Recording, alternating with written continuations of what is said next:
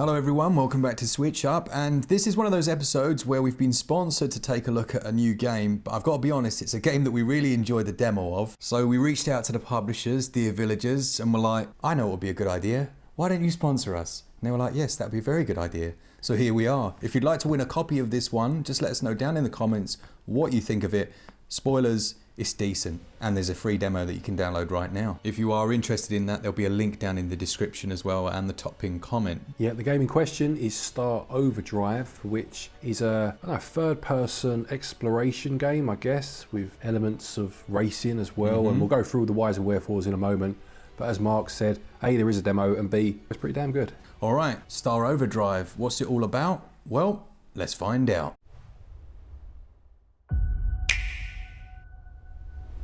Okay, so the game was created by a team called Carousel Games. I think that's how you pronounce it. It's quite difficult with that. Yeah, whether it's a soft or hard C. Yeah. We'll go with both. Caracal. Yeah, one of those. The storyline follows a character called Bios who finds himself stranded on a distant planet, and he has his hypersonic hoverboard. It's that thing that he's carrying around there, and his mission is to reunite with his loved one. There is more to the story than that, and you will discover it as you try and work your way around this planet, meeting a variety of different characters, but it's also much more action heavy than I think we both expected. So Glen mentioned in the introduction there that it has this blend of almost hoverboard racing and open world gameplay, and there are several different aspects to that. Yeah, as we alluded to in the intro, you have kind of your third person open world exploration, and there are a number of different places that you will have to explore. It has almost a ZELDA vibe to it, Breath of the Wild, that sort of newfangled ZELDA, where you are visiting like shrines and moving things around with your powers, and there's combat in the game as well as the racing parts. Yeah, there is a fair amount here. We were quite surprised to see those shrines and the way it was implemented there. And like Glen said, as you gain those new abilities, and they're not all just like the Ultra Hand, as you can probably see in some of the footage, there are other ones that are very unique to this experience. But I do know for a fact that the developers love the Zelda games and took some inspiration from some of those aspects. But there's quite a lot different. So outside of those shrines, you've got this very large planet area, and you're usually given a huge section with some puzzles to solve. So there'll be small areas where there might be some switches to trigger. You'll have to use your abilities and skills to activate those. But then there are also these gated race sections where you've got to progress through checkpoints within a certain amount of time to then trigger those switches.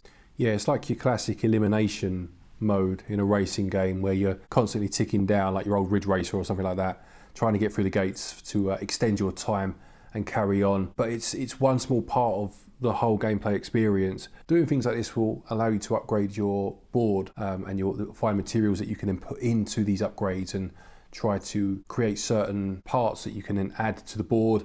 And there's like a finite amount of space that you can add these into to try and create the best board possible. As well as that board, you've also got your guitar, which you use in combat, and it almost acts like a sword, doesn't it? Yeah, it's like the two-handed sword from Monster Hunter. Yeah. Swinging it around there, knocking enemies out, and then using your Ultra Hand-like abilities to fire projectile objects at enemies to take them out as well. Now, you were talking about the racing section there as well. And it is worth noting that you can do tricks that when you land them will speed up your board, and you will have to do those tricks. It reminded me a bit of old snowboarding games from the N64 era. Yeah, things like 1080 and SSX, games like that. It definitely has that to it. That's what I was saying a minute ago. There were just quite a few different elements to the game. We mentioned shrines, for example. And you have these moments where you go into these areas, and I mentioned the ZELDA Breath of the Wild. That is the best example I can think of in terms of what it feels like. But again, you're using your board and your powers, as Mark said, to flip switches and try to navigate these areas. There'll be certain parts you can't access without flipping a switch, say for example, but it's the order in which you do it, and it's finding certain parts, so it's navigating these shrines. There's so much more to this game than I was expecting, I have to say. When I first saw the demo, first I thought it was going to be a racing game. Yeah. When I realised it wasn't, I thought it was going to be majority racing with some exploration elements in there, but there's a lot more to this game. It's got a real nice sense of movement, so you can really move freely throughout the area. Sometimes you'll find yourself like surfing up walls or just jumping massive distances.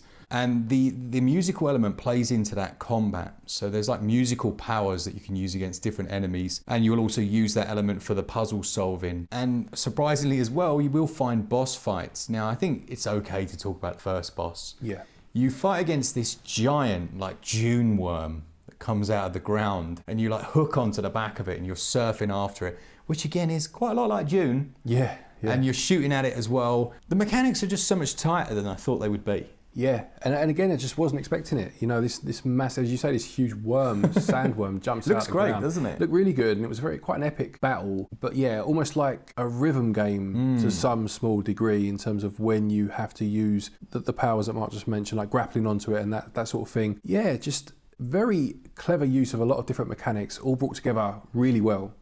It's probably worth mentioning that it's from the same team that brought us Haven, which was another game set on a planet where you had like these two, it's going to make me cringe to say it, but like star-crossed lovers that live in this caravan-y type thing. And then they have to go out together and they're surfing all over the environment. So you can see where they built up this almost style of gameplay, but in that title it was much less, I think it's fair to say, fleshed out. Yeah. And here they've really built up those things like the shrines, the boss fights, the combat, and the upgrades that you mentioned.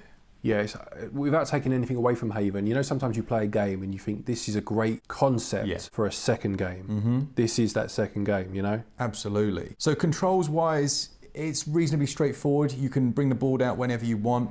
Tricks in the air take a little getting used to, but they are, again, familiar if you've played classic snowboarding titles where you kind of hold the button down, release to do the jump, and then introduce other movements of things like the analog stick for tricks and stuff like that. One other element is that you will gain new abilities. So at the beginning of the game, you can't actually move across water, and you'll unlock the power to be able to do that later. And this progresses into the rest of the game as you unlock new skills and abilities.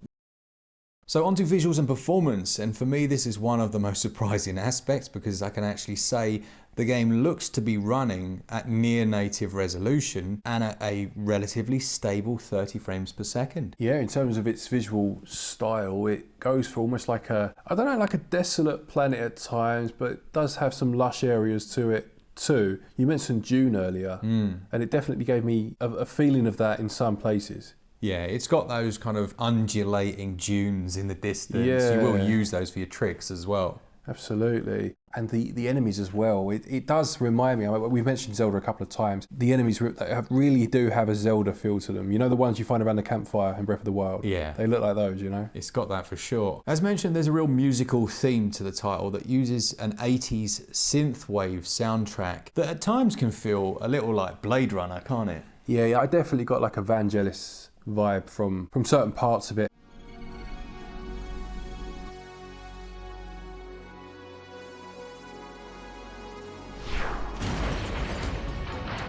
But then there were other parts, whereas I know it describes itself as 80s inspired, that felt very early 2000s, certainly when you were on your board. So there's a nice mix, you know? Yeah, there is. There is a blend. It's like early 2000s, there's late 90s rock. Yeah. There's that feel to it when you're getting on the board, and it does try and kind of hype you up with those musical moments. It does a good job of it as well.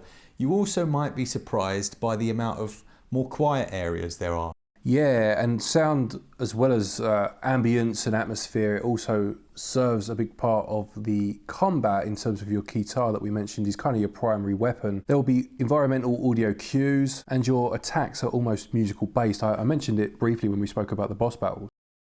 Moving on to value, Star Overdrive will retail on the eShop at £31.49 or your regional equivalent. It's a 2.9 gigabyte download. But as mentioned, it does have a demo. You can check that out. There's a link down in the description there. But it also has a standard physical available on the likes of Amazon that's around 35 quid or your regional equivalent. So that's it. Although we're at the tail end of the Switch One's life cycle, we are still getting some decent games coming out. And this is one worth talking about. Yeah, it's also nice that there's a demo available and it's a sizable demo. It really does allow you to get a good feel for the game. So I do encourage anyone to give that a try. And as Mark mentioned, there are links in the description and the top pinned comment if you want to pick the game up and show the dev team and the publishers that SwitchUp are someone that's worth sponsoring. Indeed. Thank you to our patrons and our channel members for your continued support, and to each and every one of you for watching our videos. Take care, and until next time, happy gaming.